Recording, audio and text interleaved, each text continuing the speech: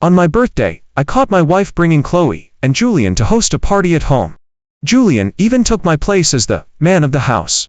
My wife publicly announced she was pregnant with his child, and, along with Chloe, they teamed up to accuse me of being a homewrecker. Everyone joined in to humiliation me, and my wife even ordered me to receive 99 lashes, with a bounty for making me cry from torture. When I revealed the Don's mark, Julian surprisingly had an identical tattoo. That's when Uncle Davis arrived with his people and knelt before me, and everyone realized I was the Don of the underground organization. After dealing with these people, I divorced her. Later, my wife conspired with traitors and threatened me with the emblem of authority, so I turned their plan against them, and had her blow up her own property. Eventually, she, Julian, and Chloe ended up on the streets, stealing. They died shortly after being imprisoned. My wife, an underboss in the underground organization, was constantly swamped with work. To ensure she'd attend my birthday party, I had to book her for 2 hours half a year in advance. But as soon as she arrived at the venue, a message came through on her secure phone. "Honey, the weapon transport vessel has been intercepted. I need to go deal with it. I promise I'll make it up to you on your next birthday." Chloe also turned and left with my wife. "Mom and I will handle it together. I'll give you your birthday present later." Though I was somewhat disappointed, it was an emergency, so I could only nod in agreement. However, once they turned their backs, I quietly followed them. I wanted to see who would be foolish enough to intercept a vessel under the command of the Don of the underground organization. And what could those two, a nominal underboss and her daughter, possibly handle? After Serafina and Chloe got into the car, they didn't immediately drive off. It wasn't until a vehicle transporting 9,999 roses arrived that Serafina drove away. But instead of heading to the docks where the vessel was docked, they returned home. The estate was brightly lit, and the gardens in the grand hall were crowded with people. A suspicion stirred within me. Were they perhaps preparing a surprise for me? But when I reached the main hall, I found Serafina being held in the arms of an impeccably dressed in a suit man. Chloe, who had always been somewhat distant from me, was also calling the man Daddy, with a beaming smile. The man was none other than Julian, the college student I had personally rescued from the remote mountains. He had nowhere to go, so I brought him to the Zhou family home, and gave him a job.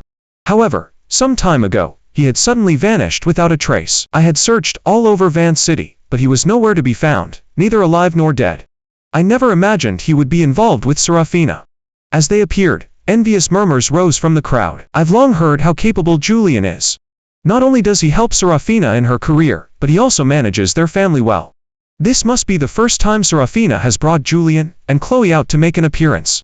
A devoted man like him, I'd want to keep him hidden too. Serafina is truly blessed. Serafina stood in the center of the crowd, with her arm around Julian's waist, basking in the compliments. Of course, being with Julian is a blessing I've earned over 10 lifetimes, and now I'm pregnant. I hope you'll all come celebrate when the baby is born. Julian looked at her with emotion, but I felt only a chill spread through my entire body. Unable to hold back any longer, I burst forward. Chloe saw me and frantically hid behind Serafina. What are you doing here?" I sneered. "What, shouldn't I be here? Did I interrupt your little affair?" Serafina, who was still embracing Julian, had a flicker of guilty conscience in her eyes, and was about to explain. Julian suddenly stepped in front of her, his eyes filled with tears. "Ethan, if you have a problem, come at me. Don't make things difficult for them." I sneered, then slapped him backhanded. "Who do you think you are, calling me brother? I saved you so you could sleep with my wife." The people below gasped at the sight, their gazes filled with pity as they looked at me. Where did this madman come from, daring to hit Julian? Doesn't he know Serafina's methods? There was an associate once who merely made disrespectful remarks towards Julian, and Serafina had him thrown into the black site and tortured for 3 days and 3 nights. Not long after he got out, he had a mental breakdown and committed suicide. Exactly. And he dared to lay a hand on Julian. He really must have a death wish. I ignored their taunts and turned to look at Serafina. "You also think I shouldn't have hit him, don't you?" Serafina grabbed my hand, her brows furrowed. Just as she was about to speak, Chloe rushed out and shoved me. "Get out. You're not welcome here. Don't disrupt our family." "Your family?" My pupils contracted, and my voice was hoarse. Chloe was raised from infancy by me. When she was scared awake by nightmares, I stayed up all night telling her stories. When she had a cold and a fever, I was the one who braved extreme weather to take her to the hospital and care for her. She once said I was her favorite, but seeing the hatred in her eyes now, my heart ached, making it hard to breathe. "You say you're a family, so what am I?" Chloe paused, a flicker of guilt appearing in her eyes as she looked at me. Julian suddenly covered his face and began to cry. Ethan, at that time, I fought tooth and nail in the mountains, saving you from several old women who were about to assault you, and then I let you stay at the Zhou family home. But I never imagined you would be harboring such intentions towards Serafina, even becoming a man intent on breaking up a marriage.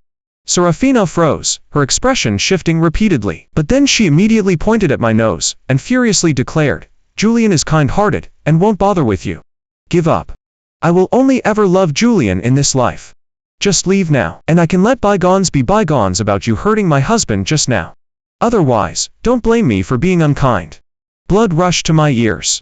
Were they blaming my identity on Julian? I turned to look at Chloe, only to see her evasively turn her head away. Stop making a scene. He's my dad. Confused murmuring immediately rose from the crowd.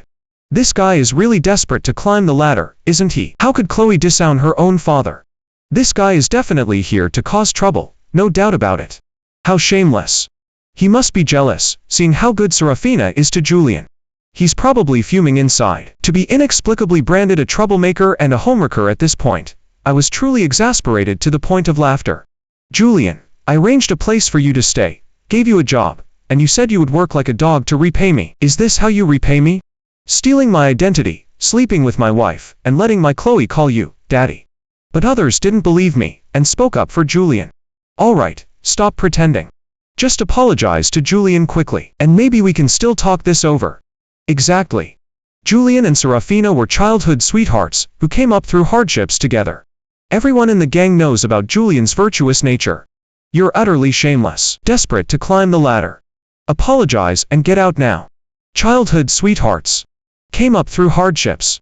My anger flared even hotter, and I was about to begin revealing the truth. A piggish and greasy man walked over and lecherous, grabbed my wrist. Though my status is a bit lower than Serafina's, I'm still a crew boss in the gang. I've seen many men like you. You just want to freeload, don't you? He fondling my wrist with a wicked grin. Don't worry, if you serve me well, I'll let you be my 88th concubine. As he spoke, he even began to touch my body, starting to tear at my clothes. I desperately cried for help, but it only drew more mocking laughter. Brenda is going this far. Is she planning to deal with him right here? But don't kill him by playing. And honestly, this guy has a really good build. Let me have a turn after you're done with him. Creepy stares fell on me, and I hoarse voice questioned, Serafina, 7 years of marriage. When I met you, you were just a girl from humble beginnings waiting tables at a restaurant. It was I who recommended you to join the first underground organization. I even helped you recruit subordinates, run operations, and handle accounts. I have never done anything to betray you, yet this is how you treat me, isn't it? And you, Chloe. What have I ever done to you that would make you want to call another man daddy? Serafina frowned. Stop talking nonsense. Julian is my only husband. Chloe also wore a look of disdain. Do you even deserve to be my father? I forced a forced smile, and felt all strength drain from me. Julian, however, heard my words, and let out a chuckle. Serafina reached the position of underboss today, on her own. Ethan, stop patting yourself on the back. All right. Do you really think you're someone extraordinary? She got this far all by herself. How could Serafina, someone who can't even properly use a gun, dare to claim she got this far all by herself? If it weren't for my love for her back then, seeing her desire to make a name for herself, I used my influence to get her into the first underground organization. Otherwise, how could someone with her amateurish skills have possibly joined us? Furthermore, to support her, I found ways to discreetly give her important but non-hazardous assignments, allowing her to rise to the position of underboss in just a few years. However, I didn't give her actual power, as transporting weapons and managing the gang were not simple tasks. Serafina's expression was displeased. I thought you were just too in love with me, but now it seems your mind is truly messed up. The guests all began to echo her sentiments. Yeah, this guy must be out of his mind. Besides, Julian has been by Serafina's side all these years. He's nothing. Serafina lifted her chin, her expression grim. I originally intended to let you leave with your dignity, but since you're so ungrateful and want to slander me. She waved her hand, and her subordinates immediately rushed out to surround me. Trespassing in the estate, prepare for a whipping. I was forcibly seized by the arms and forced to my knees, struggling in vain. I gritted my teeth and glared at her. You will pay for this. Still defiant. Serafina's face darkened, and Chloe quickly kicked me. How about this? Julian chuckled, covering his mouth. How about you bow down to me once, and I'll reduce one lash for you? Never. Julian's expression immediately changed to one of tearful distress, and he threw himself into Serafina's arms. Serafina gently comforted him, her expression turning utterly cold when she looked at me. All 99 lashes, not one less. Whoever can torture him until he cries gets a 1 million reward. Cheers erupted from the crowd, and my heart sank to rock bottom. I gasped violently, shouting in a sharp voice, "Let go of me. This is illegal." They merely scoffed, and continued to advance towards me. Ignoring the need to conceal my identity any longer, I loudly declared, "I am the Dawn. If you lay a hand on me, my dark guards will not let you off." As my words fell, the crowd burst into laughter. Serafina looked down at me condescendingly. "I've been under the Dawn for so many years, how could I not recognize his figure? You dare to impersonate him and disrespect him. This time, I'll punish you on his behalf." My face was ashen white, and I pushed her away with all my might, tearing open my collar to reveal the large tattoo on my chest. "This should prove it." Gasps of astonishment rippled through the crowd below. "It can't be real, can it? This is identical to the tattoo the boss mentioned. Could he really be the Dawn?" Serafina froze, a sneer twisting her lips. She said impatiently, "Ethan, are you done yet? Why have I never seen that on you before? Where did you get that tattoo?" I gritted my teeth against the pain, and retorted, "How do you know whether I have it or not? Have you seen it? Don't you claim we have nothing to do with each other?" Serafina pressed her lips together, her eyes filled with icy coldness. Just as the atmosphere turned glacial, Julian suddenly ripped open his tuxedo, revealing a tattoo on his chest identical to mine. I stared at him in astonishment, my eyes wide. He smiled meaningfully. "Isn't this just a new tattoo design that street tattoo parlors just launched? If having a tattoo makes you the Dawn, then I'm the Dawn too, aren't I? I can't believe how shameless you are. Not only do you try to claim my wife and Chloe, but you even disrespectfully try to impersonate the Dawn." Everyone began to whisper amongst themselves. I believed Julian. Besides, Serafina, as the underboss, how could she not recognize the Dawn? This man is truly insane. My heart sank to rock bottom, and those people started to rush at me again. In my despair, one of Serafina's subordinates suddenly came to report. "Serafina, the Dawn has arrived to celebrate Julian's and the young master's birthday." The atmosphere immediately grew lively, and people started whispering to each other. Some fervent admirers of the Dawn even began performing the chest salute towards the main entrance. Julian adjusted his collar, stepped forward, and provocatively linked arms with Serafina, looking at me. "The Dawn is here.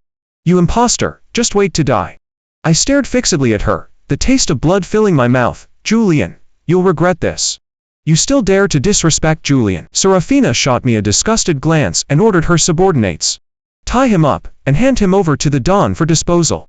I struggled desperately, but my mouth was covered. I could only watch as a middle-aged man led the dark guards grandly through the door. Gasps of awe rippled through the crowd below. Serafina truly has influence. These are the legendary dark guards, who only obey the Dawn's commands. It said this unit's combat power could wipe out an entire country. This display is truly unique, isn't it? It's truly a stroke of luck to be associated with Serafina. Serafina unconsciously puffed out her chest.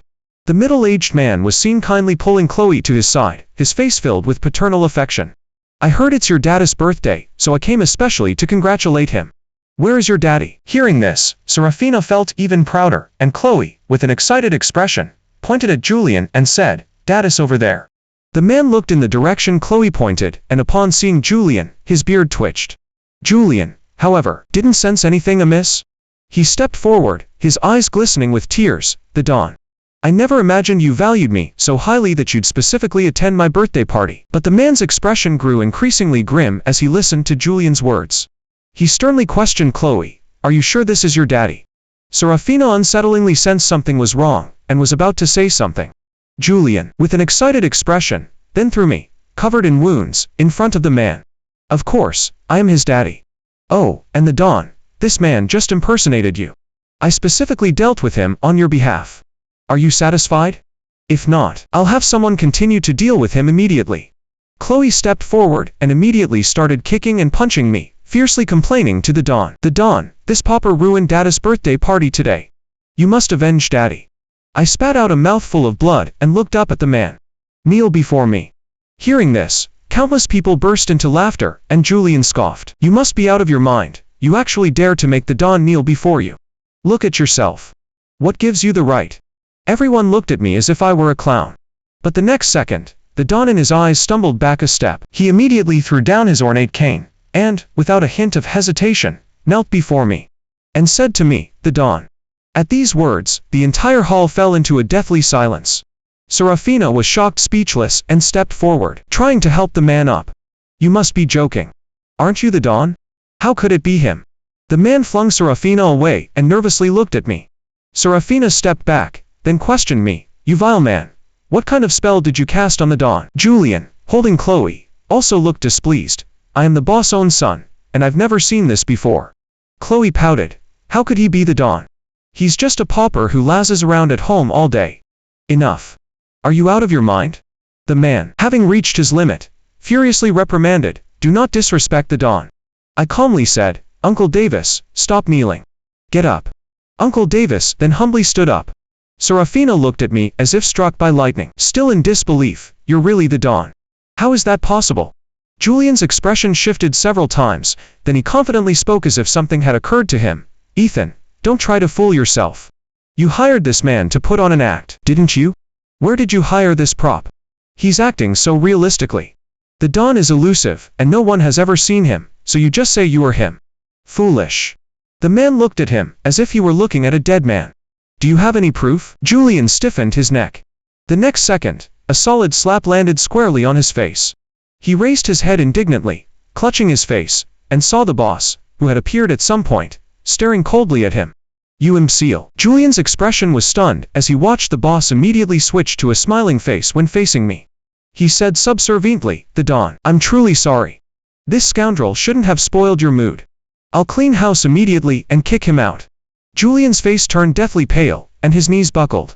He instinctively reached for Serafina's arm, but she avoided him. Serafina awkwardly looked at me and lightly coughed. "Ethan." I rushed forward and slapped her, causing Serafina's face to snap to one side. Her cheeks swelled and reddened visibly.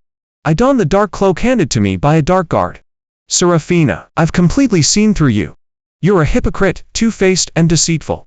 I've been married to you for so many years, meticulously caring for you and Chloe, yet you've been secretly keeping a man outside.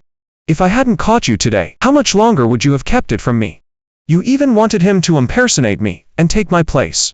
You were just afraid I'd embarrass you, affect your prestige, and influence how others view you. Listen to me carefully. From now on, I disown both you and Chloe." Serafina reached out to grab my wrist, but I dodged and avoided her. "Listen to me. I was seduced by that scoundrel Julian." She beckoned Chloe. "Chloe, come quickly. We were just playing a little prank on Daddy. Weren't you always Daddy's favorite?" Chloe hesitated before stepping forward, then reluctantly apologized to me under Serafina's suggestive gaze. "I'm sorry, Daddy. All right, I was wrong. Okay. I was just messing around with you. Couldn't you have just told me you were the dawn sooner?" I closed my eyes, my heart having grown utterly cold. "No need. From now on, our ties are severed." Also, I swept my gaze around and spotted that piggish Brenda by the pool not far away. Seeing me look at her, she was so scared that the jiggle of the fat on her face. She immediately rushed over, knelt before me, and frantically kowtowed. "The dawn. It was all that scoundrel Julian's orders. He said Serafina would give me a large shipment of goods, once it was done. He deceived me." Julian fell to the ground in fright, not daring to look at me. "Crew boss." I kicked her hard in the chest. "If it weren't for this incident today, I wouldn't have known the underground organization had so much trash and scum." The boss suddenly overturned the long table where the champagne tower was placed, and roared, "For what happened today, everyone who humiliated the dawn will pay the price. Not a single one will escape."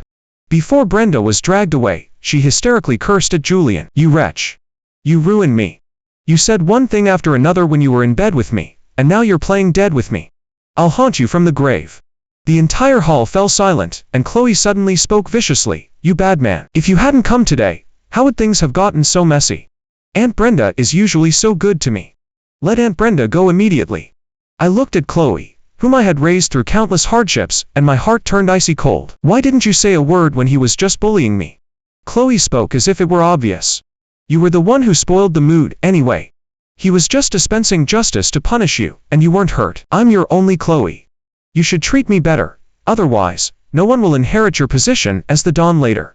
I just like Uncle Julian, and I want him to be my daddy." If you can give the Don's position to Uncle Julian, I'll reluctantly call you Daddy. Otherwise, get out. I don't want you as my daddy anymore. My head buzzed. I stopped wanting you a long time ago.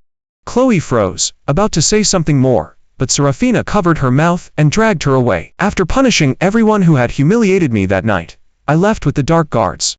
At the private clinic, I used the best painkillers. The pain was greatly relieved, but my body was still covered in bandages. After I came out of the ward, Uncle Davis looked at me, with heartbroken eyes. It's all my fault. I should have come sooner. You suffered so many lashes, and I never thought Serafina would be such a worse than an animal person. I shook my head. It's not your fault, Uncle Davis. I was a poor judge of character. I had been an orphan since childhood, picked up and raised by Uncle Davis. Uncle Davis worked under the Don back then, holding a significant position. I had astonishing talent from a young age. After the Don passed away, he passed on his position and the emblem of authority to me. But I didn't want to be in the public eye, and Uncle Davis also felt the underground organization had too many enemies, so he simply became my proxy himself. I enjoyed my freedom and peace. Meeting Serafina later was also an accident. At that time, we were discussing matters at the hotel where Serafina worked part-time. I asked the manager and learned that she was Vance City's valedictorian, who had dropped out of school to work and earn money for her parents' medical expenses after they died in a car accident. I felt pity and secretly had someone give her a sum of money. Later, we gradually came into contact, and I didn't reveal my identity to her. I pulled strings for her to participate in the best projects, and it was smooth sailing, eventually making her the youngest underboss in the underground organization. Thankfully, when I discovered Serafina was lying about going to oversee things, I contacted Uncle Davis. Otherwise, I don't know what kind of humiliation I would have endured today. I might not even have made it out alive. Thinking of this, I sincerely thanked Uncle Davis. Uncle Davis sighed. I consider you my own Chloe, so there's no need to be so formal with me.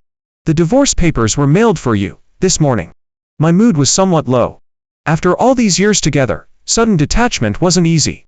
My wife, whom I treated with genuine affection and supported all along, and Chloe, whom I carefully nurtured and poured my paternal love into. They both betrayed me and chose another man. Although I didn't regret the genuine affection I had once given, I was still significantly affected. That evening, Serafina showed up at my door. The dark guard stopped her at the door, but she refused to leave, insisting on kneeling outside, slapping herself, and apologizing. In the end, I had them let her in so we could put an end to it. Serafina saw me covered in bandages, and a flicker of guilt crossed her eyes. She handed me a vial of medicine. This is a special medicine I found. It's very effective for healing scars. I snatched it and threw it to the ground, shattering it into pieces. I don't need it.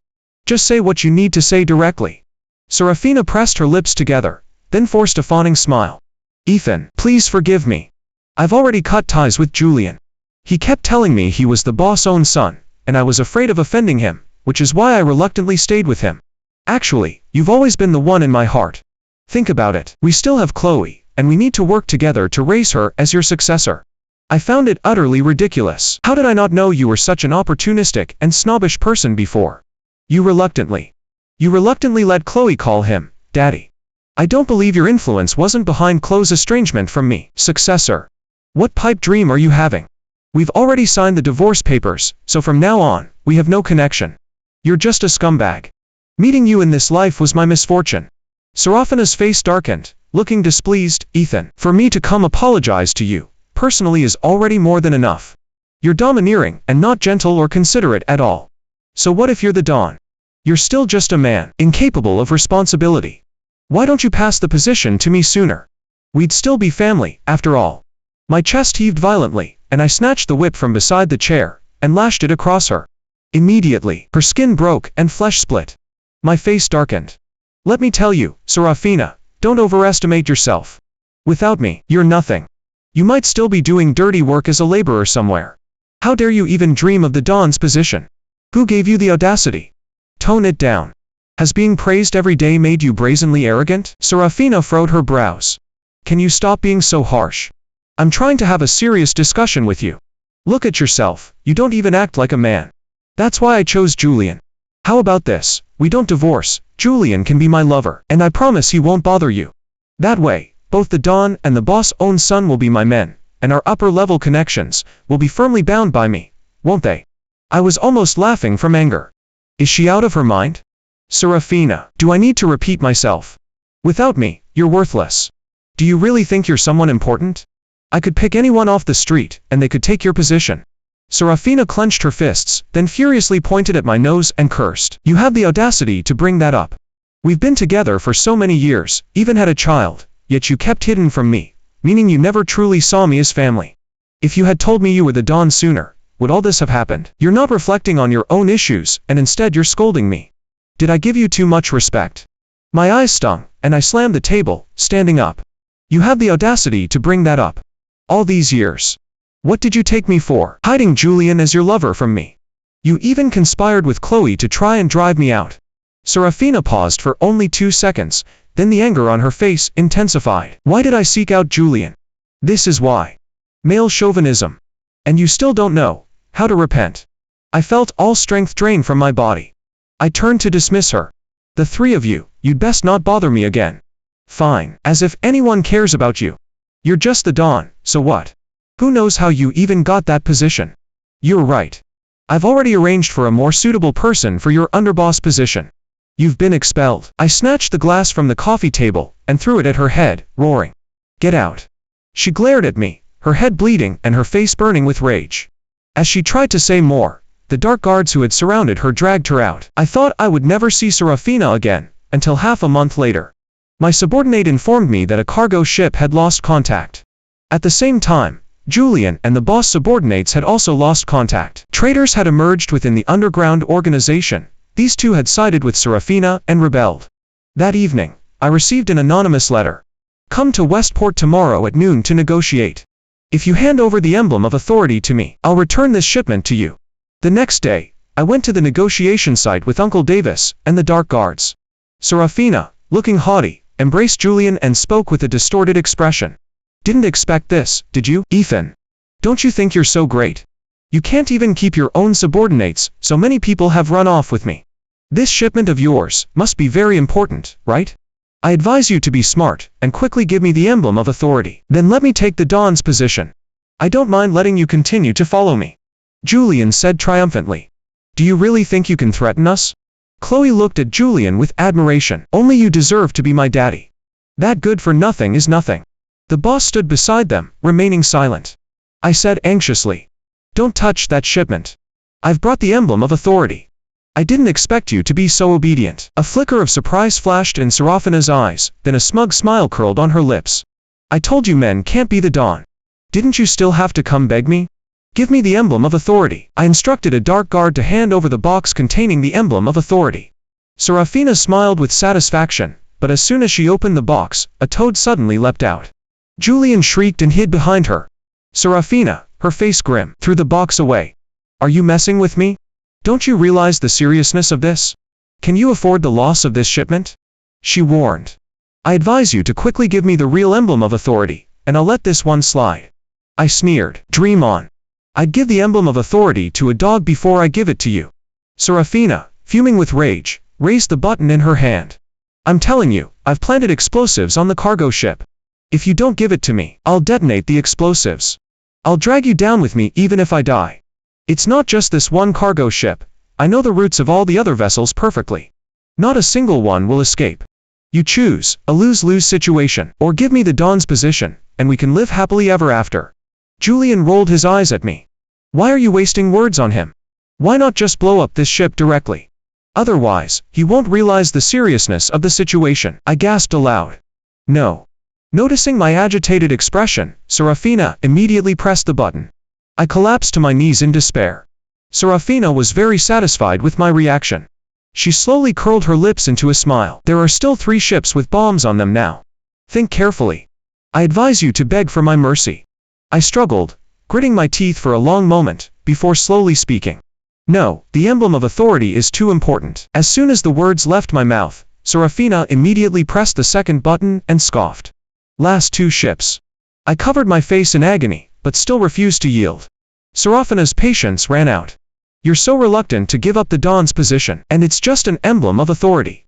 Since that's the case, I won't be merciful to you, either. Amidst my cries of alarm, she pressed the last 2 buttons. After the last button was pressed, I calmly stood up. Uncle Davis bent down to brush the dust off me. Serafina smiled meaningfully. Ethan, have you gone completely numb with fear? With these cargo ships blown up, do you know how big of a hole you'll have to fill?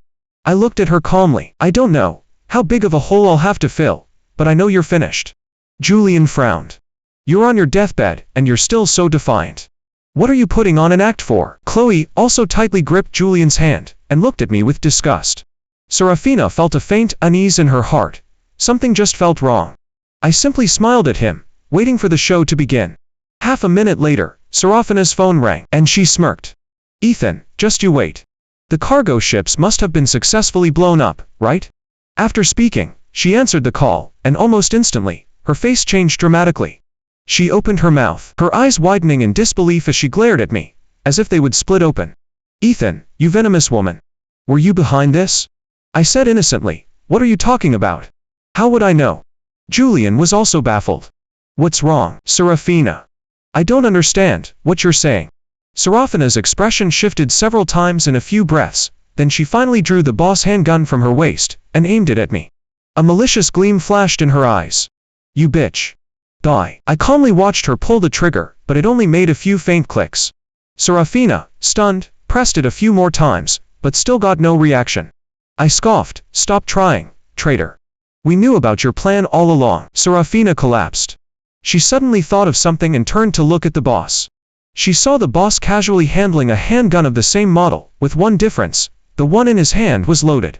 Serafina abruptly grabbed Julian's collar. You useless idiot. Didn't you say he agreed? Julian looked at her in terror. I don't know. He clearly agreed to it. The boss walked up to me, and looked at them expressionlessly. I only acknowledged the dawn. Julian's vision went black, and he immediately fainted. Serafina's shoulders slumped, and Uncle Davis kicked her hard in the chest. You piece of trash, you couldn't appreciate a good life, and had to cheat. Now look, you've lost everything, and you deserve it. I looked at the pictures sent to my phone, feeling very satisfied. All of Serafina's explosives had been secretly transferred by us to her property, so she blew up her own property and businesses. She wouldn't have been too badly off after being expelled, but now she truly had nothing. Serafina suddenly crawled towards me, crying. Ethan. Ethan. I truly know I was wrong. Please forgive me. If you just let me come back, I promise I'll be absolutely devoted to you. I don't want Julian anymore. My eyes are only for you. I'll absolutely be devoted only to you. She forced Chloe to kowtow and apologize with her, until the floor was stained with blood.